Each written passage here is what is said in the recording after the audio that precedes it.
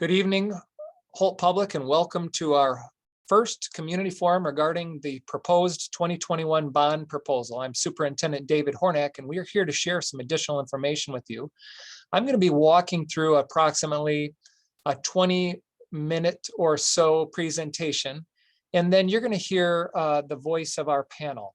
Also joining us tonight would be our Deputy Superintendent Kim Cosgrove, our Facilities Director Rick Brown, our elementary principal, Tracy Hoyes, who's going to be coming from another meeting shortly. Our inclusion and outreach coordinator, Chris Billingsley, our director of secondary systems, Lucas Schraben, and our moderator this evening when we get to our question and answer is our amazing assistant to the superintendent and the board, Miss Christine Lopez. And if you're like me, you like to receive your information early and allow time to process that information and formulate your questions. With that in mind, I'd like to invite you to join us again in April or continue to submit questions to the district. We hope to answer those in a timely fashion, either individually answering those or by posting them to our amazing bond website. Finally, we hope to wrap up no later than 9 p.m. as that's getting close to bedtime. So again, if you have questions tonight or at any point in the future, please drop those questions into, oh, you know what I need to do? I need to share my screen. So step back. I need to become the co-host. You should be able to share now, sir. Okay, thank you. And share. So if you have questions tonight or any point in the future, please reach out to me or submit your questions through this feedback link. We will work to post your questions and answer on our FAQ section of the website and or answer it at our next community forum.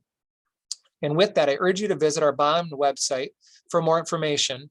The reality is we continue to update that site on a daily basis, and what happened overnight was really exciting because I couldn't wait to get into the bond website to see the changes. With all of that, it's time to start the presentation. And on the back side, we're here to answer a few questions, and I hope you enjoy this presentation. Throughout the pandemic, the health and safety of our learning community has remained our highest priority. And you know, over the last year, some of our decisions have been considered too conservative and others have been, considered too lenient to that end. And it's been very difficult to thread the needle on the decisions we have made and will continue to make. I'm proud of our stakeholders. I'm especially proud of our students. And together we are better. Spring in Michigan is generally considered a season of rebirth and hope as nature throws away the winter blanket. To that end, we also find ourselves once again bearing eyewitness to the cycle of racism, hate, and violence in our country. The recent events, such as the mass shootings in Georgia and Colorado, demonstrate our collective need to continue to stand up to racism and hate and emphasize the need for us to continue to address mental health concerns. It will take each of us to make a difference for all of us. I hope moving forward, you will enter each situation with an understanding that our stakeholders across the district, across our county, across our state, and across the world may have some concerns on their mind. Please try to understand those concerns and support others accordingly. I'd like to take you back now to a time when we last asked our voters to approve a bond proposal of this type. And it was the year 2000 when approximately $73.5 million was approved to construct the new high school. And with that, about 65 million of that was actually used in that construction, while the remaining funds were used to upgrade our existing school facilities. And in 2018, being fiscally responsible, our Board of Education hired 3 external firms to audit our facilities. And while we know where the cracked sidewalks are, and we know where the potential leaky roof is and the plumbing that's not functioning very well, it's important for our assessments to be validated. And we went through that and determined we have a great deal of need. And that facilities assessment demonstrated that.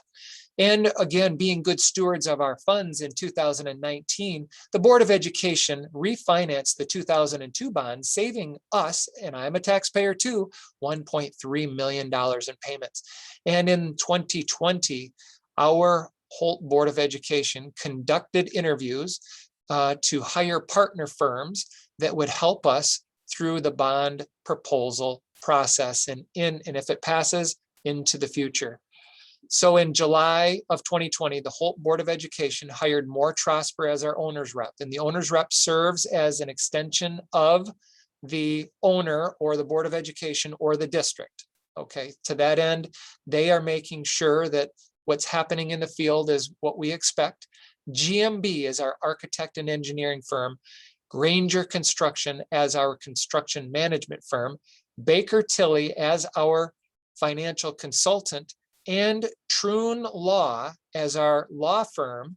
And finally, speaking of our bond counsel has reviewed and will continue to review all of the information I'm sharing with you tonight. Anything that is posted on our website, shared on social media, and anything we send home. So take comfort in the fact that you are receiving accurate and timely information. Now, again, a little bit of a history walk. We've been at this for a while. So since 2020, and the point that the Board of Education convened these groups, we started a steering committee, and we started stakeholder engagement and feedback sessions that included time with the Board of Education, several community forums. We've met with our community task force, our directors and supervisors, our Holt Equity and Access team, principals, staff engagements, additional staff engagements in a synchronous way and an asynchronous way. We continue to collect and promote the basics of this bond with our PTO and principal advisory committee groups. We've been to booster meetings, and we continue to meet with service groups such as the Lions, Holt Business Alliance, Delhi Township trustees, and we have more scheduled in the future. Well, in terms of where we were in the year 2000, I told you we primarily spent the bulk of that bond building a new high school. And the Board of Education is taking action again to place this bond proposal on the ballot of the May 4th election, asking voters to consider a projected net tax decrease that would provide the district $148 million to fund capital improvements phased in over the next 8 years. And I want to take you to this dark brown and blue.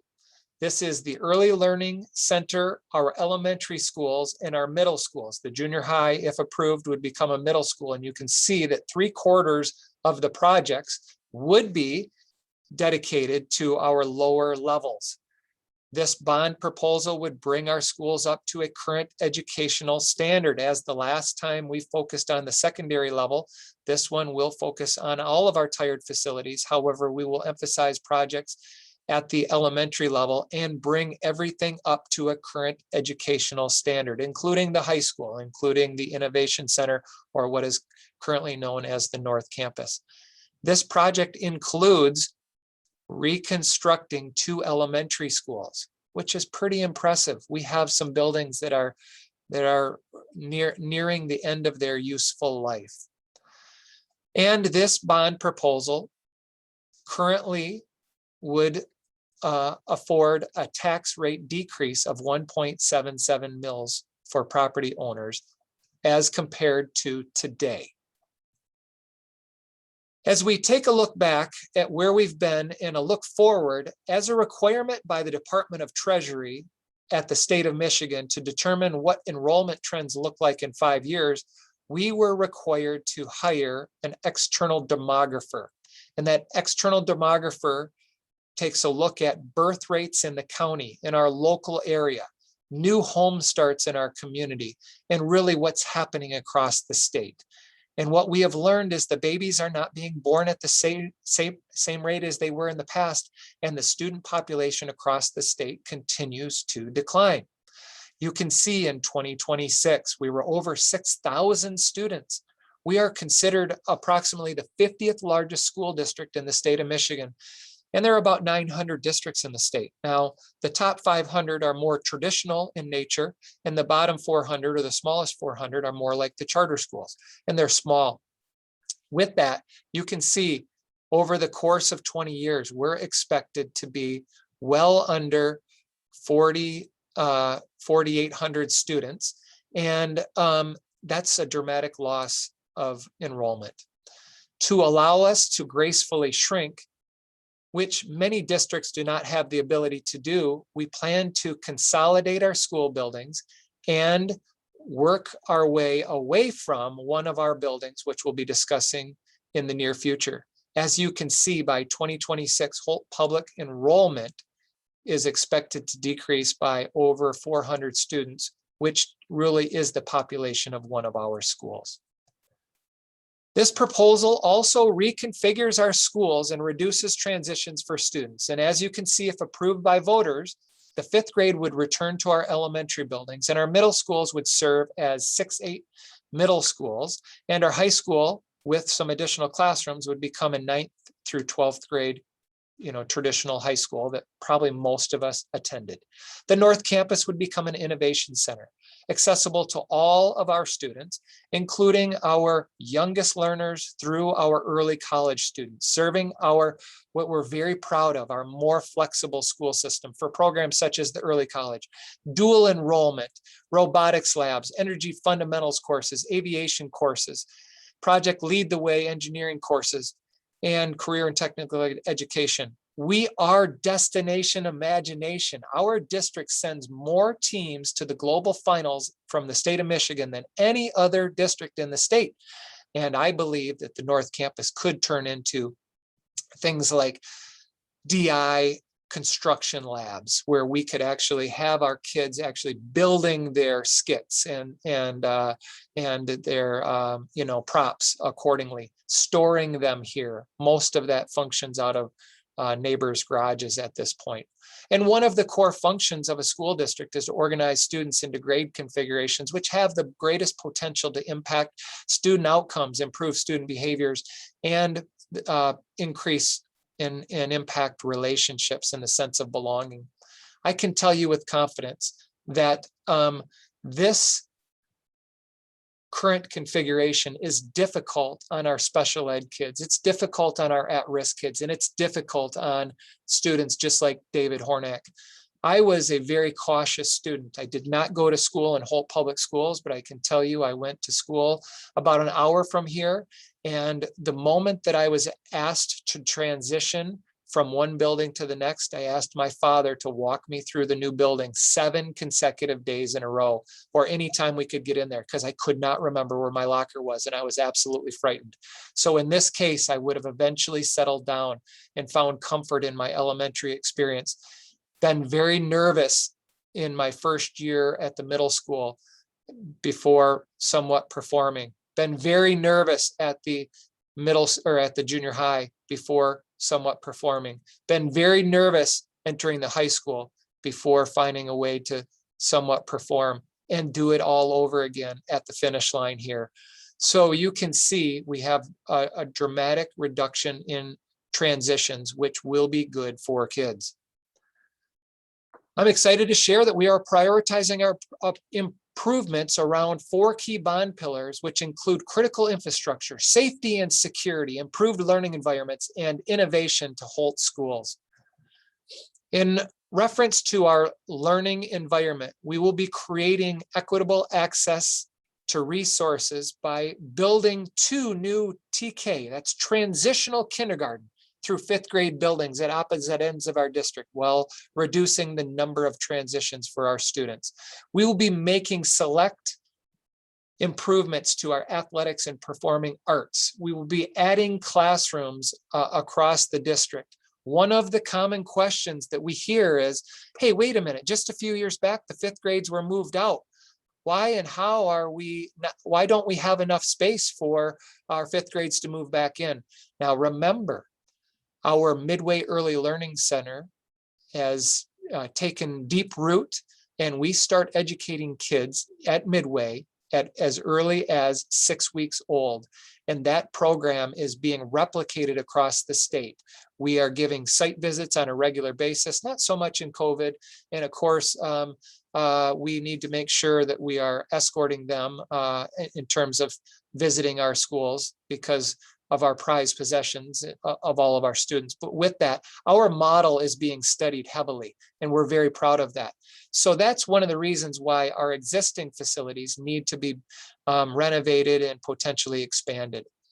In reference to our critical infrastructure, we will be updating our building infrastructure that is at or past its useful life, addressing our facility issues district-wide.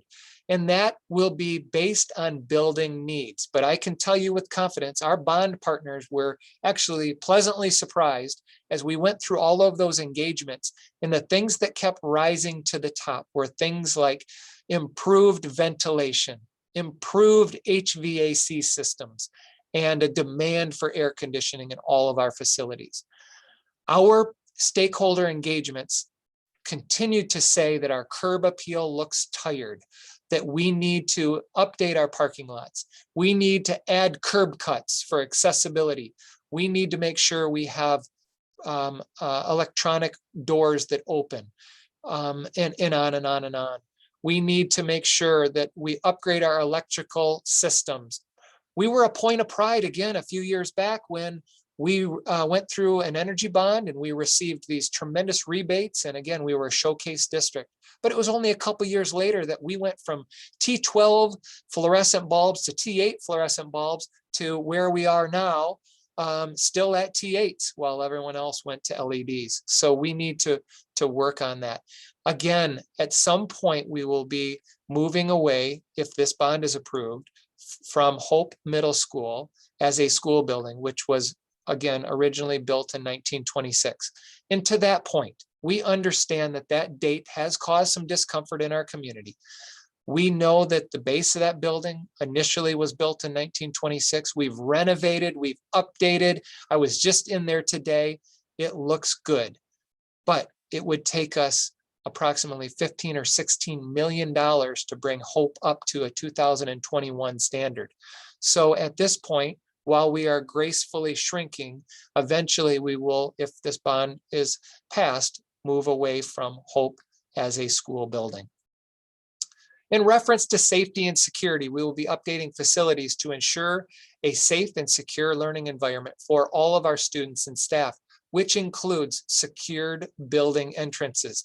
Right now, you buzz into the building and we pray and request that you come to the school office, which sometimes is across the hall, sometimes it's across the hall and around the corner, rather than walking into our building.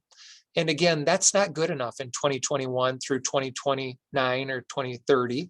We need to make sure that when people are entering our schools, they are entering in a restricted environment where we can better understand the intent and the purpose for someone being in the building. Okay, so that would be secured building entrances in all of our school buildings. You have lived the drop-off and pickup areas across the district, and I can tell you that most of our buildings were built at a time where the majority of our kids walked and biked to school, and now most of our kids are either being driven to school or riding a school bus.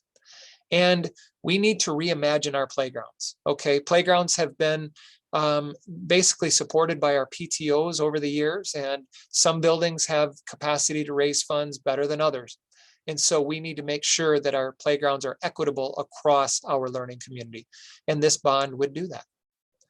In reference to innovation, we will be adding new classroom furniture throughout the district, allowing for flexibility of a classroom configuration. Now, during a COVID-19 pandemic, we certainly need to sit forward behind desk shields and what have you, with the hope that we will eventually be moving out of this pandemic. We will be considering new updated furniture throughout our district, again, allowing for flexibility of classroom configurations and movement for our students. Okay, it's no longer necessary to educate in the antiquated desks and rows standard that I was taught in. Now that's a possibility. Okay, well, we just wanted to make sure that our classroom furniture is upgraded for our students and staff. And the proposed improvements at the North Campus Innovation Center will broaden our opportunity for engagement across multiple student grade levels and special interests, gaining access to robotics labs. Can you imagine a kindergartner? I'm a former kindergarten teacher, experience a robotics lab? That would be awesome. We have an aviation program. Our aviation program is moving into the drone education world, and we could do those things in the North Campus. Career and technical education, dual enrollment, early college, destination imagination, as I shared, and much, much more. So if approved by the voters, this bond proposal will allow the district to make significant enhancements to each of our buildings across every grade level over the next decade, aligning with our mission to provide an equitable and innovative educational experience for each of our Holt Public students. You can see here are the topics, and you can see all of the work that's going to be conducted. Again, at some point, we would be retiring Hope as a school building after the other building upgrades have been completed. We will be purchasing buses throughout this, and in a bond proposal, buses are a legal expense, but they're not more or less mortgaged over 26 years. There's a much reduced timeline of approximately 6 years. So that payoff happens a lot quicker. That's the same case with technology. And if approved, you can see our improvements would be focused on our bond pillars. So here's a graph that illustrates the past, and it lays out the future. Okay, so it might be difficult to see, but this is the year 2000, and we're at 10 mils. And here we are in 2021. And if approved by voters, the net tax debt decrease is expected of 1.77 mils over the prior year's levy of 10 mils. This anticipated millage rate is expected, as you can see, to decline over time. And the total projected millage rate over the life of the bond is reflected here. You know, beginning in 2021, the millage rate is expected to remain constant at 8.23 mils to 2028. And thereafter, it's estimated to decline due to the bond repayment and taxable value growth. Now, if the bond does not get approved, we will continue to try to fix the infrastructure of our buildings. I like to say we're putting Band-Aids on things, and sometimes we're applying Band-Aids on top of Band-Aids. Annually, we allocate between $500,000 and $1 million to fix all things that break or are in need of repair in Holt Public Schools. Okay, you may be thinking you have a budget of $65 million. Where does the bulk of that budget go? It goes to people. Over 80% of our expenses go into salaries and benefits. So we allocate funds to our facilities director, who does an amazing job, and I'm proud of what we have accomplished, but it's time to upgrade our tired facilities. While we have a neat millage calculator on our bond website, this chart gives some examples of the projected tax impact. So I want to make sure you understand your market value is what you may think you can sell your house for. The taxable value is what the tax decrease or your tax impact would be. So if we take $1,000 market value house, that is, there's an open house on Sunday, the going rate is $100,000, you make an offer, your taxable value would be $50,000, reduced millage rate over our current rate of today, so it goes down 1.77, your tax would go down $88.50 a year, or $7.38 a month. And you know, the same is true if you're looking at a $200,000 market value house. Your taxable value house is $100,000. which would again save you $177. Well, as we near the end of my time, I do have a few questions to respond to in the Q&A, and not all questions will be answered tonight. Okay, I want you to be aware. We will work to answer all of those questions. And speaking of where we're at, where we're going, as you can see, absentee ballots became available on Saturday. Now, I'm not sure that any of our trustees, the Delhi Township or Diamondale offices were open to that end. I bet we'll be receiving absentee ballots very soon, if not any day now. And so we are well aware of that. This vote is been placed on the May 4th election. And again, voters can start voting as early as March 20th, and that'll continue through May 4th. If this bond proposal is approved by voters, project design would kick off by building. Okay, each building would then design and build out accordingly.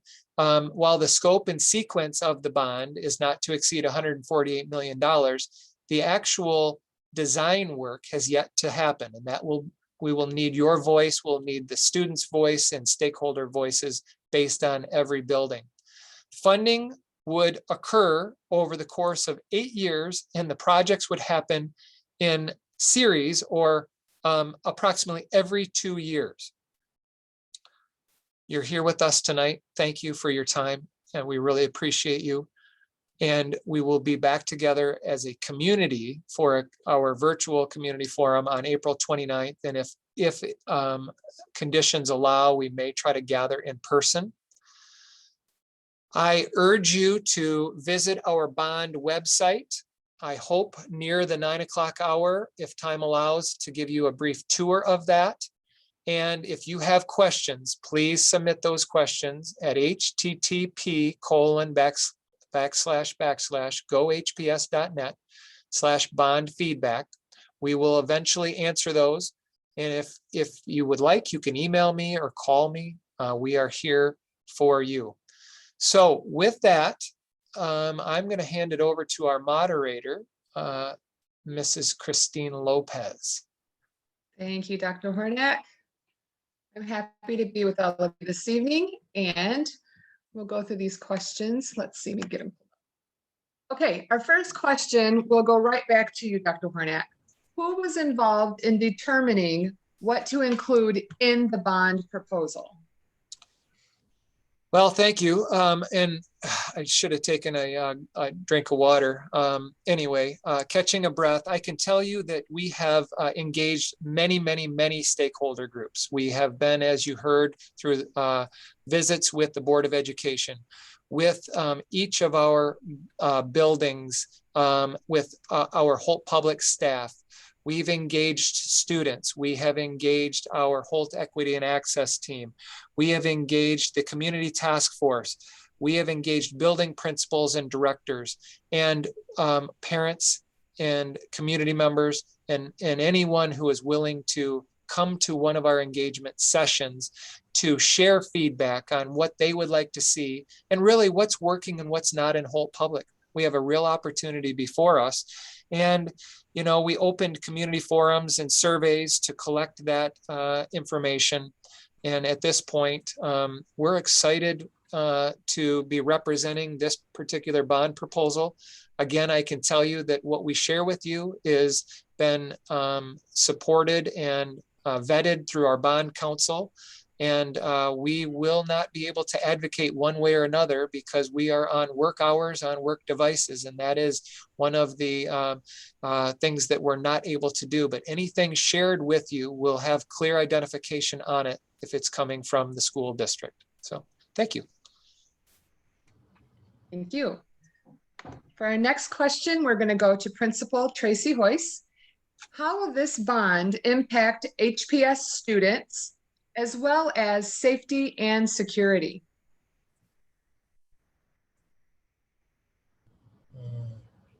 You have to unmute, Trace. Sorry. Thank you so much. I was just sharing that I think this is the most important question of all. I've been an administrator in Holt for over 15 years now, and I can tell you with confidence that our aging facilities are just that. This opportunity would provide students with a number of resources to support true 21st century educational experiences. And I think I'll reiterate some of the information Dr. Hornet just shared. So first and foremost, by reducing the number of transitions from school to school, students would be spending a longer period of time with staff, enabling deeper and more trusting relationships with school staff, which improves the student mental and emotional wellness. The bond would provide middle school students an additional third year for building relationships before they transition to the high school. And our elementary teams will get an additional sixth year with our students. Also, new technology and infrastructure would enable students to have and staff to have easy access to innovative learning opportunities with updated devices and equipment. So like robotics opportunities, STEAM and STEM lab experiences as well. New classroom furniture would enable teachers to provide instruction that focuses on active and collaborative learning. It would also allow for flexibility of classroom configuration and movement for students. Now, we know class and student to student discussions have a high impact on student learning. So this new furniture will provide increased opportunities for that, as well as supporting student needs for physical movement during and in between lessons. We just need more movement for the brain. It'll also create more equitable resources throughout the district by constructing new elementary schools on both ends of the district and by bringing schools to similar educational space standards. For example, Wilcox is the only elementary school with one gym that is shared by both a lunch program and kinetics teacher. The bond will provide an opportunity for a new gym to be built for kinetics classes and to host special events for students and our families. But most importantly, the bond would support improvements to our schools' safety and security. Facility updates would be made to ensure safe and secure learning environments for all students and staff, and it would allow us to create secured entrances.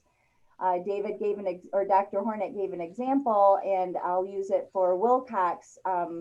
Once a visitor is buzzed in at my building, there is nothing that stops them from walking right past our main entrance, no vestibule or other. It would also allow us to improve traffic flows in our drop-off and pickup areas, which we really need a little more support for the safety of our students as well, and for just convenience for parents. So thank you for that question. Absolutely. And Mr. Billingsley, I know you were involved in the district safety and security audit. Is there anything that you would like to add regarding the impact to schools' safety and security? Oh, wow, absolutely. Safety and security has definitely been one of my passions. And I've been honored to be able to work with our Delhi emergency management team, like you just mentioned on the audit. And, as we as time has progressed and the importance of improving the safety of our students and staff has risen on our priority list. As Tracy just spoke to, Dr. Hornak, access control is one of the ways for us to achieve that goal. Tracy just spoke about how, her building, when someone enters. So the passing of the bond would allow us to create these new entrance configurations that would provide us the ability to control that direct access to our students and staff. So, in many of our buildings, a visitor is expected. I like to use the word trusted to report to the office for support, but they do have the potential to bypass the office totally. I put a lot of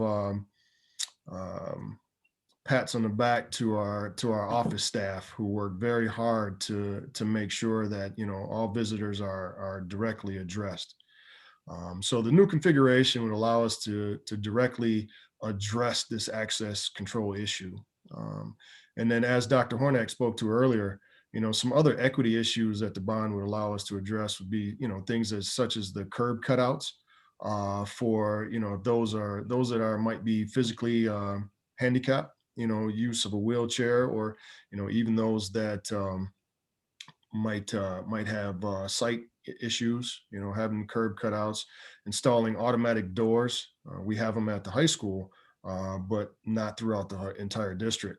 And so being able to address any ADA compliance issues would be the great improvements we'd be able to make. So thanks for the question. Absolutely. Thank you for the answer. Rick Brown, this one's going to come to you. Why a bond proposal now? Thanks, Christine. It's time to invest in our elementary schools.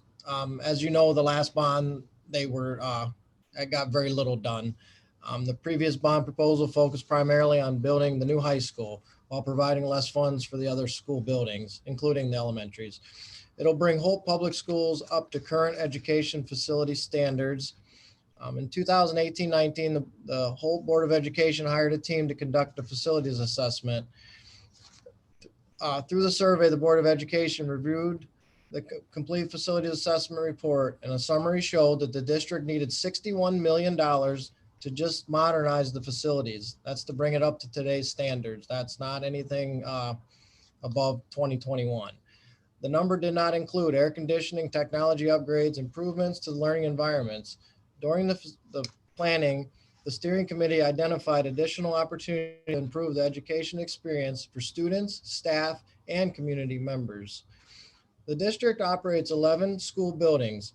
Although these buildings have undergone additions and renovations over the years, all schools have not seen significant upgrades for over 18 years since the last bond projects were completed. A roofing, HVAC, and etc. If the bond proposal is approved, it would include replacement of the identified systems. We understand that the age of our buildings have caused some discomfort to our learning community.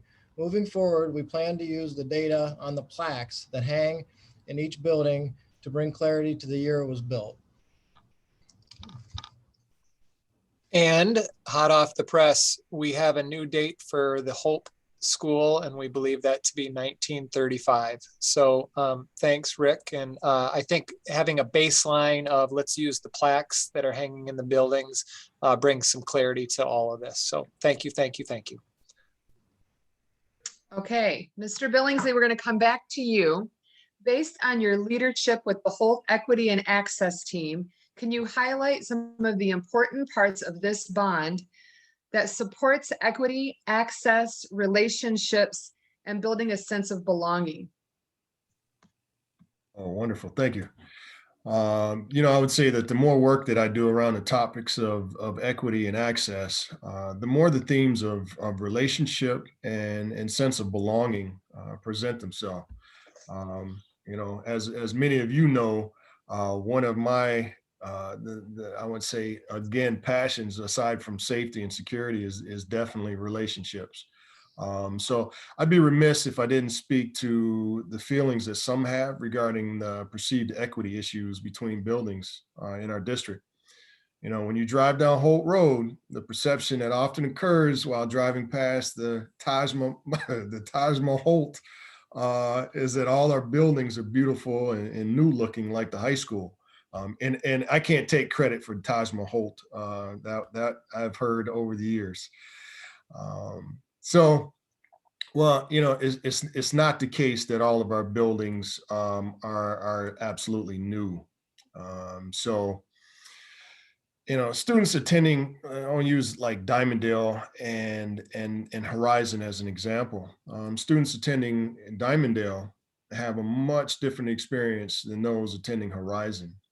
For the two playgrounds at Horizon, or I would say from the two playgrounds at Horizon, with the newer equipment, even the dedicated cafeteria that they have, versus Diamondale, for example, sharing the cafeteria space with their PE classes, kind of like what Tracy shared. Students and families from those two buildings will absolutely have varying experiences. And the fact is that these two buildings are not in isolation. This can be said throughout our district. So these differences do not support a sense of belonging and pride in being a Holt Ram for our students, families, or our staff. Research is clear that a student's sense of belonging does indeed have an impact on their achievement. So regarding relationships, one of the core functions of a school district is organizing students into grade configurations, which have the potential to impact student outcomes. I just talked about that.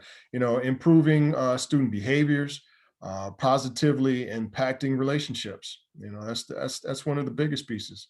I would say a component of the Hope Public Schools proposal, is reconfiguring the district and removing the transitions. Dr. Hornak spoke about that a little while earlier, and just his experiences.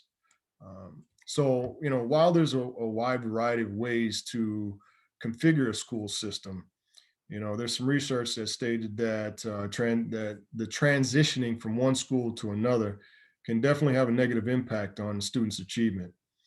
Furthermore, research goes on to talk about that transitions might be more severe for students of demographic backgrounds, those identified as at risk and those students receiving special ed services.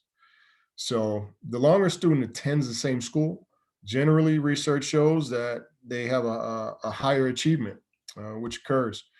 So, it's looking at when we talk about a sense of belonging, this is typically defined as, being known or valued or feeling included. So in our Hope Public School strategic plan, our students' relationships, their social, their emotional, physical well-being, and academic needs have been prioritized. And these are the pillars that Dr. Hornak spoke of. So research is clear that students have articulated the importance of feeling a belonging to their school. So that's the goal that we're trying to achieve here. That was a great answer. Thank you so much. Thanks. Mr. Schraben, we're going to come to you. We have a question about innovation. As a parent of students in the district, we are excited to see the forward-thinking options students have at the high school these days, particularly in the areas of computer science and the Greater Michigan Construction Academy. What types of programs would students have access to at the proposed innovation center that will be housed in the current North Campus? Would this house the Construction Academy students as well? Okay, great question. Lucas Schraben here, Director of Secondary Programs. Well, you highlighted in the question two programs that we're really proud of. Computer science, where we have a cybersecurity program, as well as computer programming. Those are both career tech ed programs we're able to offer.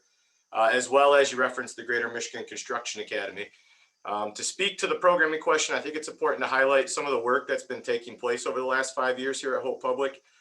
We've been growing our programming options to better prepare our students for advanced opportunities after high school in our region. Kind of based on that strategic plan that's been referenced several times, we developed that based on community input. And one of the goals that came out of that was a more flexible learning system. And if approved by our voters, the reduction in student transitions from their time here when a student moves through Hope Public creates the opportunity for North Campus to become the Innovation Center, which would be accessible to all Hope Public students, as Dr. Hornak referenced. One thing that came up in that strategic study from our community over and over was this kind of university for all track that we've kind of moved to in education over the last 20 years. And it's something that came up pretty consistently.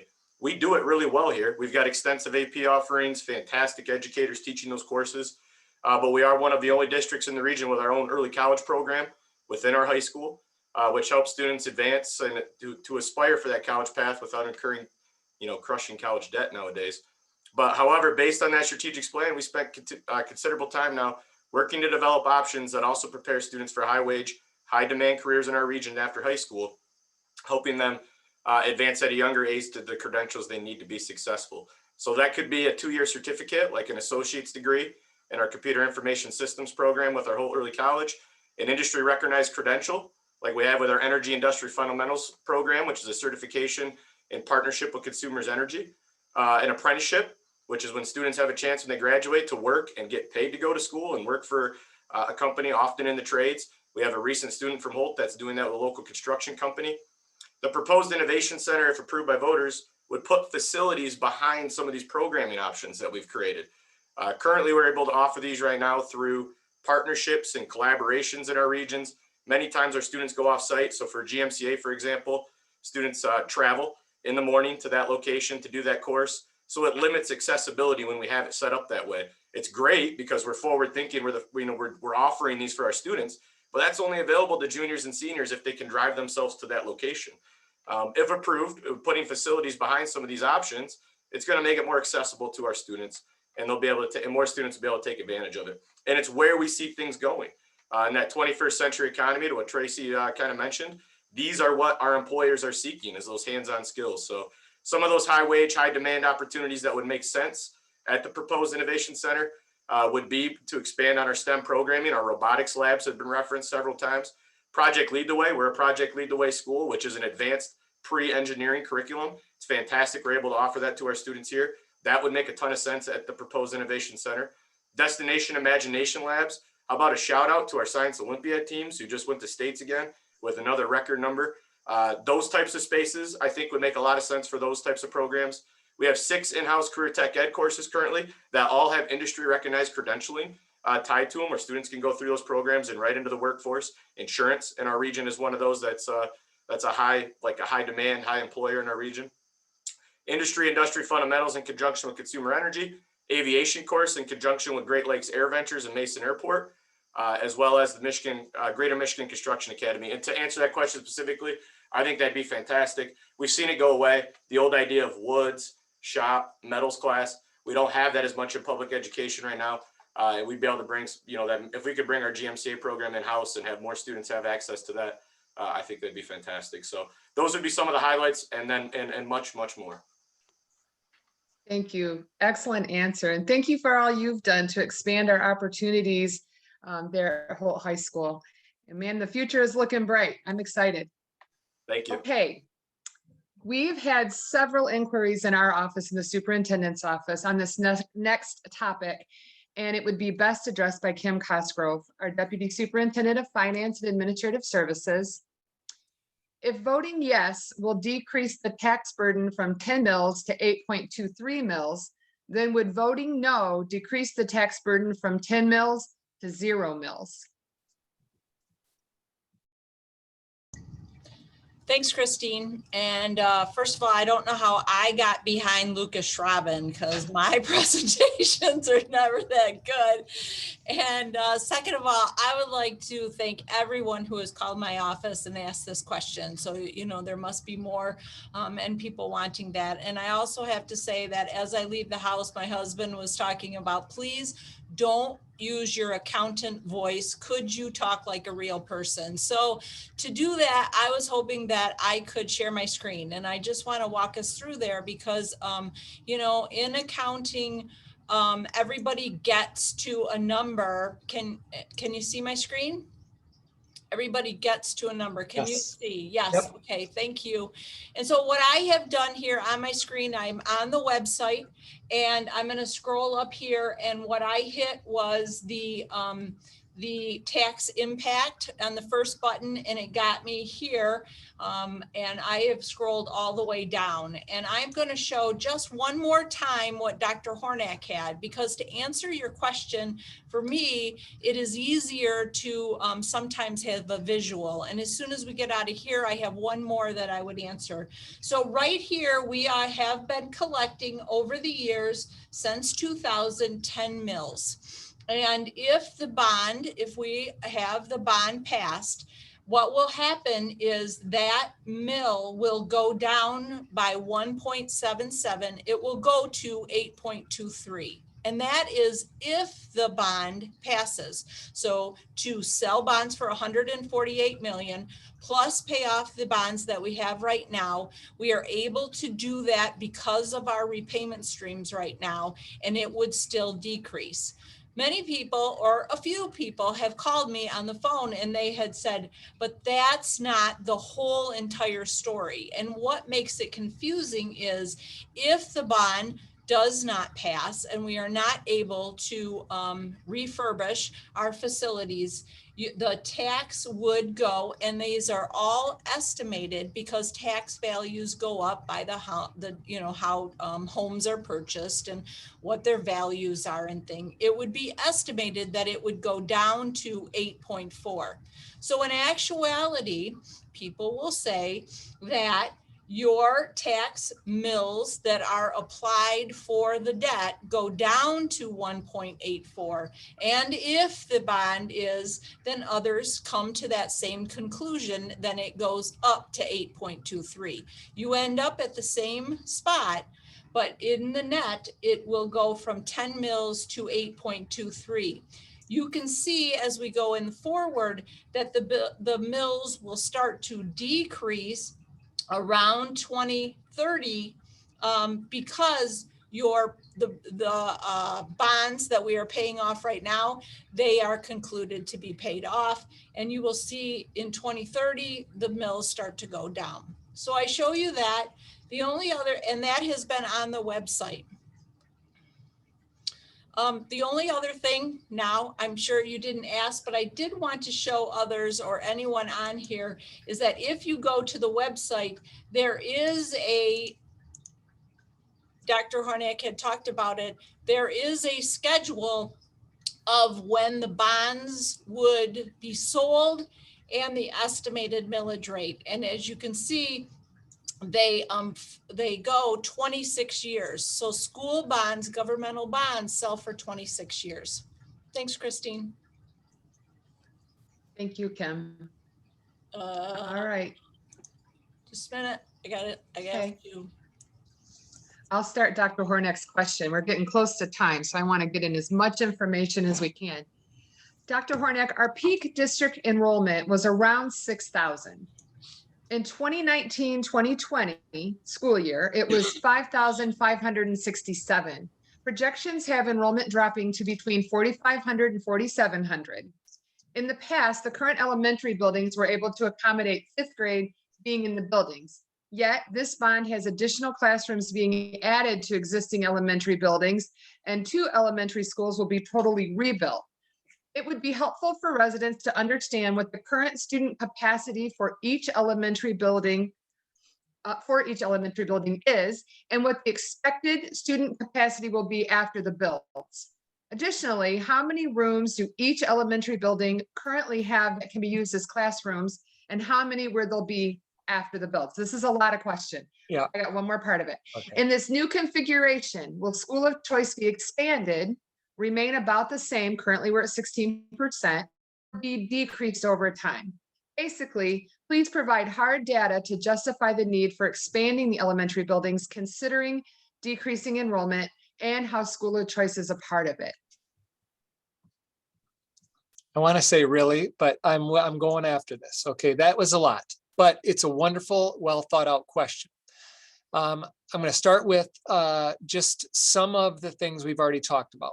Because we do not have those secured entrances, some new classrooms are going to be added due to the relocation of offices to facilitate the secured entrance. So out of the gate, safety and security, one of our bond pillars. Originally, I was hired in 1994 to teach kindergarten, and I taught a morning and afternoon, all in the same classroom.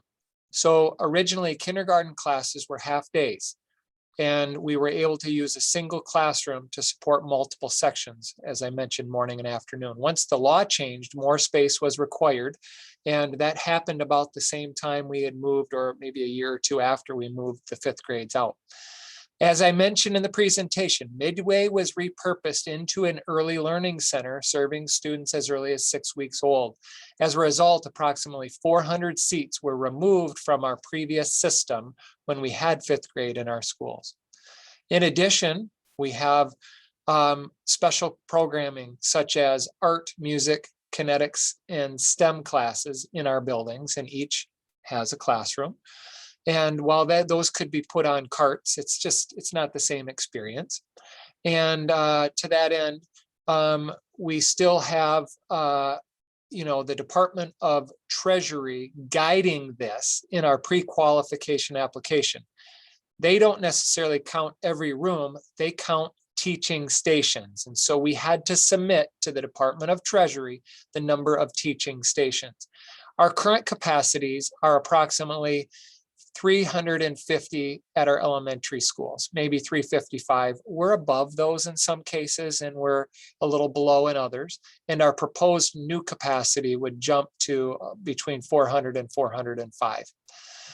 Now, in terms of the school of choice, approximately 16% of our students currently are schools of choice enrollees. Okay, we welcome students through schools of choice in classrooms where we have seats unfilled. For example, if a third grade classroom has a capacity of 25 and only 24 seats are filled, then theoretically we would open a seat for a school of choice student.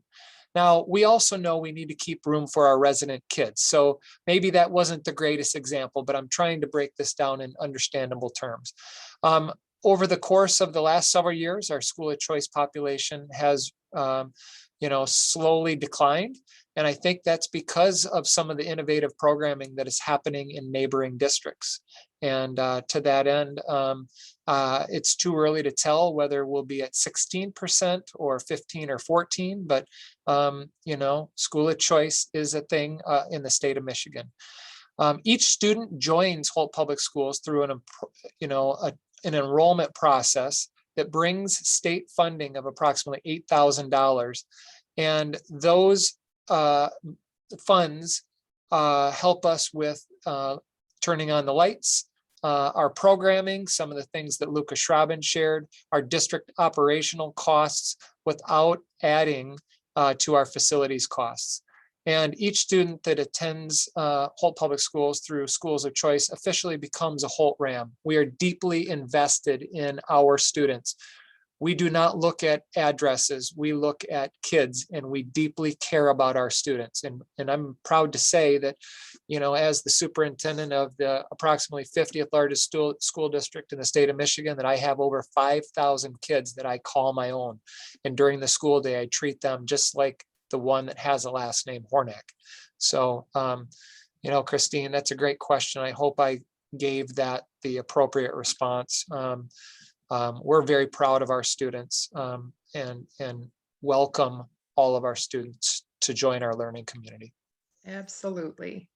Okay, with time, I think we've got time for one more, and this is one that we've had in our office, again, a number of times. There's some confusion, I think, about how bond money can be spent. So this is going to go back to Kim Cosgrove. Kim, we've received inquiries about the bond money being used for paying employees and operating costs. Can the bond money be used to pay for salaries and ongoing operations of the district? Right. That's a quick answer. No. No. Short answer is no. The long answer is no. The use of bond funds and the repayment of bond funds have strict, long-standing laws from the state of Michigan, their treasury. All bond funds are held in separate accounts. We have separate checks. They have separate reporting. They are audited separately. They have to be submitted to the state of Michigan separately. And no funds that are issued in the bonds can be used for salaries or operations, ongoing operations of the school district. Thank you, Kim. With that, Dr. Hornick, we're at 9:01. We had one more for Rick Brown, but if you want to take it back over, I'm going to do that. We'll save that one for next time. We'll post that one and the responses, if possible, to our bond website. Speaking of the bond website, I'm going to give you a quick tour. When you visit www.hps.hpsbond2021.com, you get this awesome website. It continues to be updated, as I mentioned, on a regular basis. You'll see a message. You can actually watch a truncated version of what you went through today. Okay, so with that, press this button here and you can watch, I think it's about 7 minutes video. There's a message from the superintendent here. Frequently asked questions. You can get to those by clicking these buttons, or you can scroll down and you're going to see things like our configuration and reconfiguration. You get to see Hope School has a new date, 1935. Again, we have renovated and built on and modified and filled in a pool there. And we're not trying to necessarily overemphasize the fact that it's an old building, but it is. It's an old building. We're very proud of Hope. It would take a tremendous amount of money to bring it up to a current standard. We have invitations here to our bond forums. We have bond proposal details. We have enrollment. You saw a little bit of that tonight. Financial information, voter information. Now, a real quick tour. Improvements. We'll just summarize the improvements that are going to be occurring. The pie chart. Again, the bulk of the work is going from early learning center, elementary, through to the middles. You can click on a particular school to learn more, and we will be populating school-specific videos. Here is one from Diamondale, and I urge you to listen to the building principal. She does a nice job illustrating what is proposed to be happening at Diamondale Elementary. Your tax impact. We have your projected tax impact, your financial information, and financial FAQs under your tax impact. So you've seen this. We talked about that tonight. Here is the calculator. You can click if you live in Ingham County to find your actual taxable value. If you live in Eaton County, your actual taxable value. Place that number in here to determine what your decrease in annual property tax or monthly property tax bill will be. Again, we have expected millage rates. Our deputy superintendent did a nice job sharing that you can find more information here. And this is, going to talk about when we go from 10 to 8.3 and on and on and on. We have a financial information sheet there. Here's lots of financial FAQs. And again, you ask it, we try to answer it. There's more bond information here, bond pillars, bond initiative process overview. We've met with a tremendous amount of stakeholders, even since what you see here. Here's a case for fewer transitions. And then do you really want to know when things are going to occur? In the 2021 bond sale, improvements will begin at Elliott, Wilcox, Midway. We'll purchase some school buses and band instruments.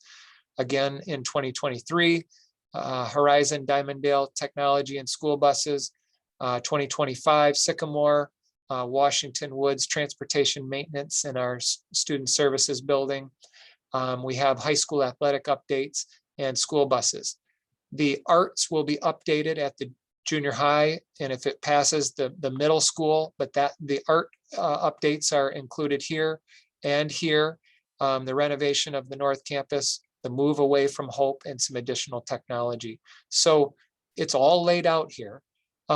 Again, our forums and some other media. We've been on the news. You can come to our community forums here. There's voter information, which includes the actual ballot language. If you want to review what this ballot says, it's right here. And finally, I started with this tonight and I'll end with this. The bond feedback form. This will take you to a place where you can ask a question, submit it. It comes right to a Google form. A team then is waiting to respond to that. And the best way we can get that back out to you is to post it to our website. If you would prefer to ask the question, you can email us, you can call us. And at this point, folks, it's 9:06. It's a little bit after time. I'd like to thank our team behind the scenes, Mr. Kevin Gelbreath, who's running the technology. In fact, he did a 6 o'clock meeting for me, a 7 o'clock Holt Education Foundation awards event, and an 8 o'clock bond forum. Thank you, Kevin. Christine, you are an angel. You continue to do amazing work. Thanks for getting us organized for the 7 o'clock hour, again for the 8 o'clock hour. Deputy Superintendent Kim Cosgrove, Facilities Director Rick Brown, Elementary Wilcox Principal Tracy Hoyes, our Equity and Inclusion Coordinator Chris Billingsley, Director of Secondary Systems Lucas Schraben. I thank you all for joining us tonight. Members of the public, this has been a tough year. We care about you. We think of you often. Please enter each situation with that empathetic mindset, and that will do us all good. I'll tell you that. Thanks for joining us tonight. Don't forget to read, and have a great night. Be well, everyone.